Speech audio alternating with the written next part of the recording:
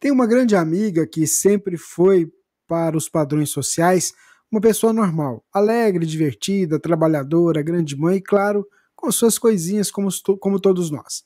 E também não posso deixar de dizer que é uma pessoa que tem fé.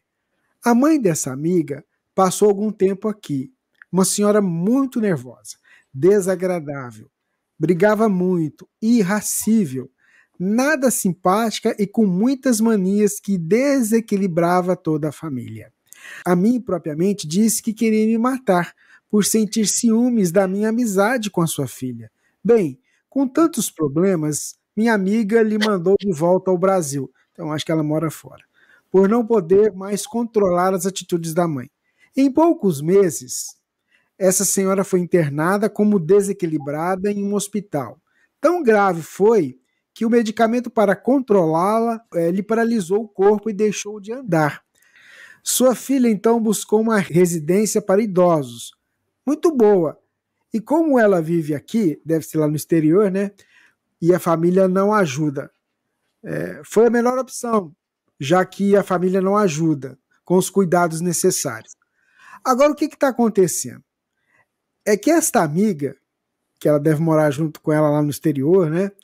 Está com as mesmas atitudes, comportamentos e pensamentos da sua mãe. Uma observação. A senhora, a mãe, né, está como sem vigor. Ela não fala, não interage, está com o olhar vazio. Isso a mãe, hein? A minha pergunta é: um obsessor pode migrar de uma pessoa a outra? É possível que, graças ao estado atual da mãe, que está lá inerte, né? O espírito que estava com ela, eu coloquei espírito entre parênteses aqui, né?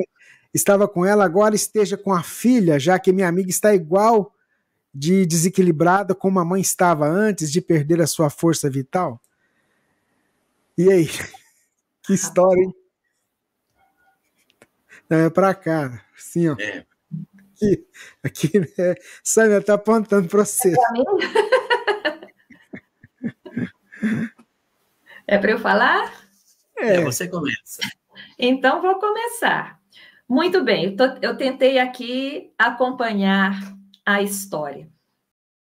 Pelo que estou observando aqui, a mãe tem um transtorno de personalidade, que às vezes durante muitos anos é considerado que é uma pessoa difícil e problemática e difícil, muito depois é que é descoberto que é uma doença, que é um transtorno e que a pessoa precisa de auxílio.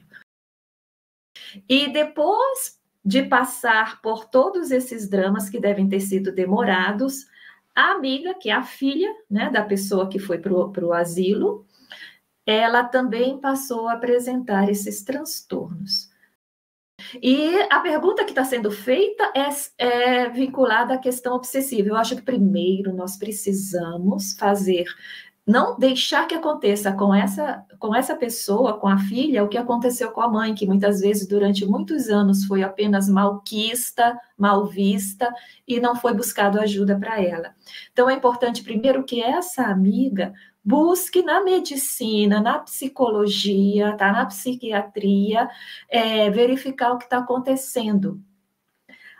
E a questão espiritual? Sim, a questão espiritual é possível. Entidades que queiram prejudicar as pessoas, elas se aproximam sempre que nós damos acesso a essas pessoas. Como? Tendo nossos vícios morais, e é nos nossos vícios morais ou nas nossas culpas, né? Lembra aquilo que a gente falou da culpa? Que nós trazemos que esses obsessores conseguem se acoplar, se conectar a nós. Então, é possível que esse algo mais tenha potencializado, que é o que o obsessor faz, ele não cria, ele potencializa uma tendência que a mãe já tinha e que talvez a filha tenha também. É muito estranho o obsessor dizer: oba, achei aqui a mãe, eu vou ficar com a mãe a vida toda até ela ser internada. Agora que eu acabei, eu vou para a filha. Não. Se ele tiver uma inimizade, ele age com a mãe e com a filha. Ele age com a mãe e com a filha. E assim, eles infelizmente ajudam muito, conseguem muito auxílio no mundo espiritual para obsediar uma família toda, se eles quiserem.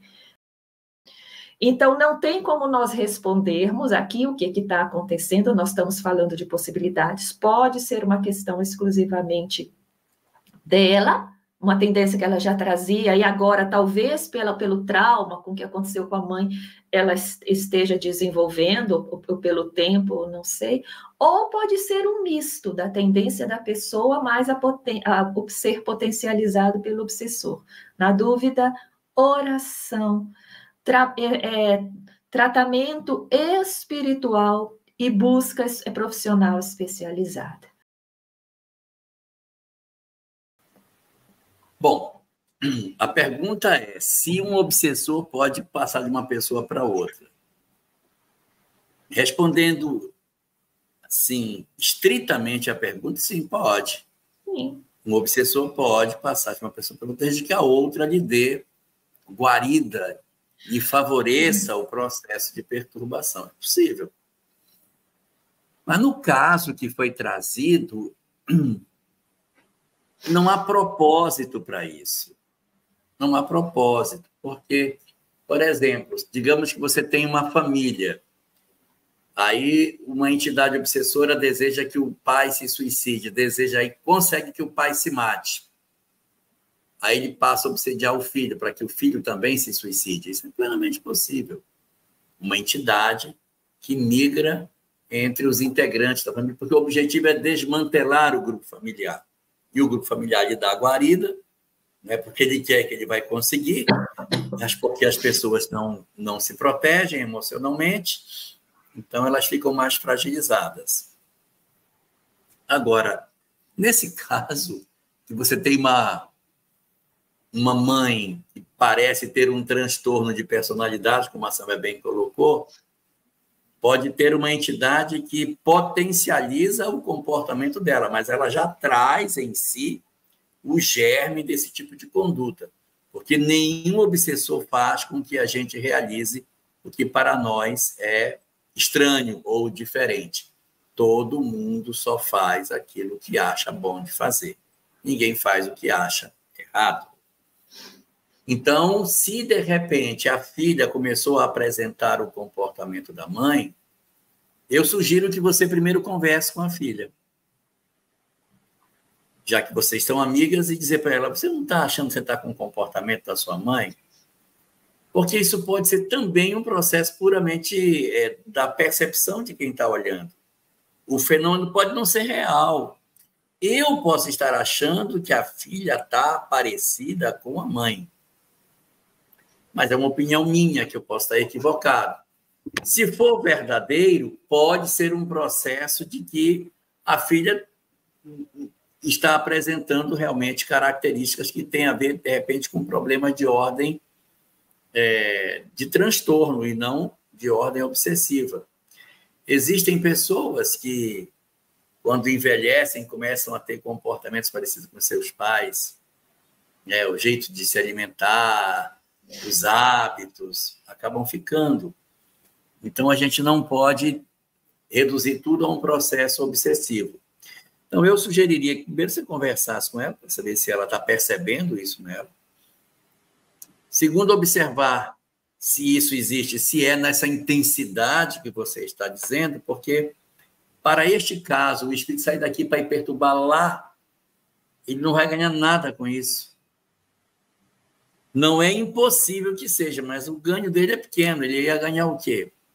Aí você poderia dizer, vai ganhar porque a outra já está dominada e vai perturbar outra pessoa da família. Essa possibilidade existe, mas ela é pequena. É uma possibilidade pequena. Então, minha sugestão primeira é que você converse com ela.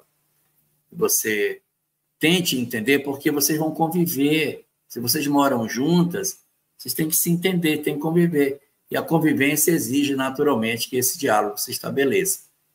Possibilidade existe, e minha sugestão é a implantação do evangelho do lar para melhorar a ambiência onde vocês estão. Porque se for psicológico, se for neurológico, se for espiritual, a tendência é que melhore com esse tipo de expediente. Só fazendo uma observação, o pior é quando a pessoa se compraz com essa conduta. Entendeu?